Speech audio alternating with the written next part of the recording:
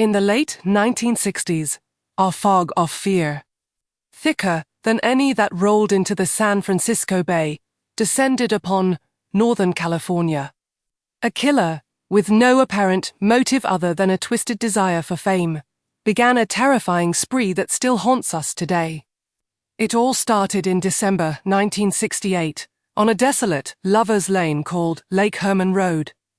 High school sweethearts David Faraday and Betty Lou Jensen, out on their very first date, became the first known victims of a phantom who would soon be known as the Zodiac.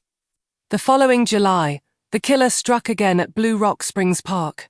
Darlene Ferrin was killed, and her companion, Mike Mageau, was gravely wounded but survived. The violence was horrific, but what came next cemented the killer's infamous legacy. In August 1969, 3 major newspapers received letters. In them, the writer claimed responsibility for the attacks and included a complex, coded messenger cryptogram that he boasted held his identity. He demanded his letters be printed on the front page, or he would kill again. This was the birth of the Zodiac's twisted game with the police and the public. His audacity grew. In October 1969, he shot and killed taxi driver Paul Stine in San Francisco's affluent Presidio Heights.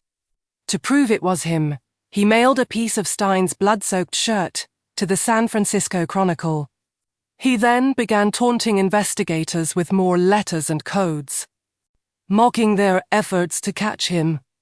He claimed to be collecting slaves for the afterlife and even described a moment when 2 police officers stopped and spoke with him just minutes after Stine's murder, only to let him go, oblivious.